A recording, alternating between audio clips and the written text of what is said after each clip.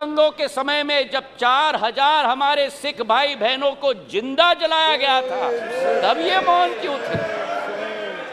मेरठ के सन 87 के दंगों के समय में ये मौन क्यों थे? और सन 1990 से 30 साल जो कश्मीर में 40,000 लोगों की मौत हुई और कश्मीर जल रहा था, तब ये मौन क्यों थे? और मैं अधीर रंजन जी का जो शब्द था, जो अंग्रेजी का कोटेशन उन्होंने दिया, इन सभी समय में एवरी मॉर्निंग, सभापति महोदय, new widows were हाउलिंग, every morning new children were crying, every morning new houses were falling. और मूक दर्शक के रूप में हमारे ये साथी बैठकर सरकार में बैठे हुए थे। आज यहां बैठकर गौरव गोगोई जी ने, सबर रखो, सबर रखो, आराम से सुनो, सबर रखो, थोड़ा सीख लो। गौरव गोगोई जी ने आसाम अकॉर्ड की बात की। जिस आसाम अकॉर्ड की बात की, उस आसाम अकॉर्ड का क्रियान्वयन कांग्रेस की सरकार ने कभी की? आज मैं पूछना चाहता हूं कि हमारे पड़ोसी देश बांग्लादेश के साथ 68 वर्षों में हमारे बॉर्डर को निर्धारित नहीं किया था।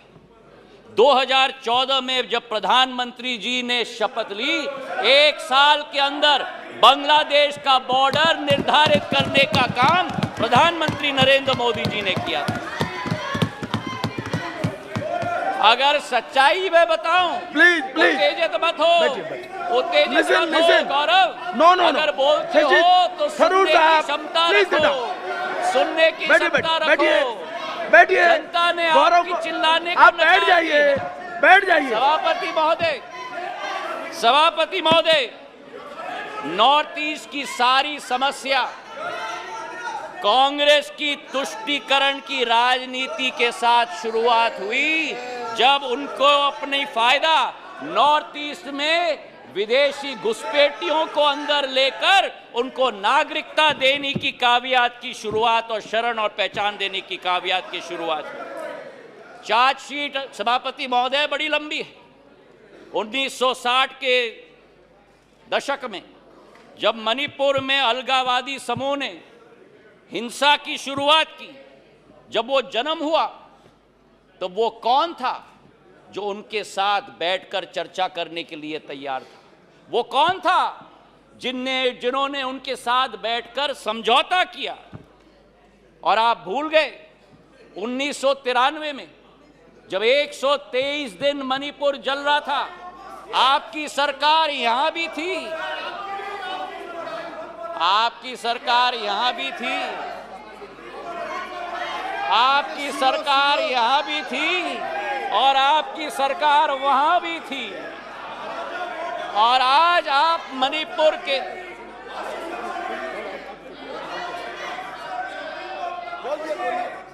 और आज सभापति महोदय अधीर दा उठकर कह रहे थे कि मणिपुर के सांसद क्यों नहीं बोले। उस समय मणिपुर का सांसद इस सदन में रोते रोते हुए उनका वक्तव्य क्या था इस संसद में, मैं पूछना चाहता हूं। जब आपकी सरकार यहां भी थी और आपकी सरकार वहां भी थी, मणिपुर के सांसद ने इस संसद में 1993 में वक्तव्य दिया।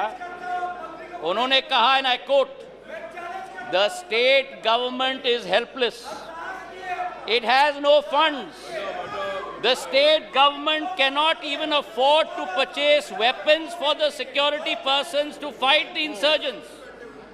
Please, ये सुनिएगा, please think that Manipur is a part of this country.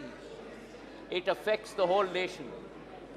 शायद कांग्रेस के नेता को इन शब्दों को सुनना चाहिए था कल यहाँ भाषण देने के पहले।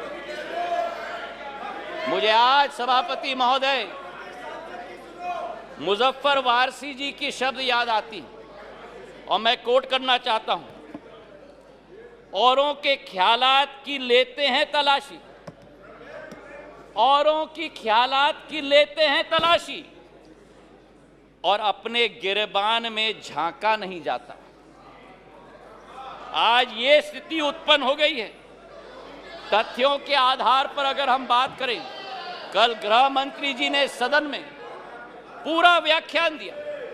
इनके मंत्री संतरी न तंत्री एक बार भी मणिपुर गए।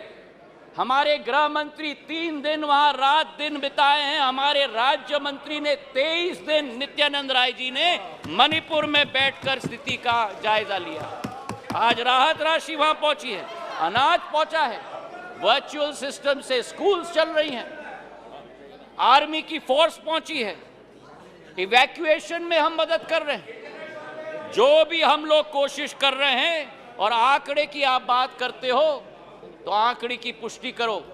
ये पिछले 9 साल मणिपुर में सबसे शांतिपूर्ण समय रहा है इंसर्जेंसी के दृष्टिकोण से।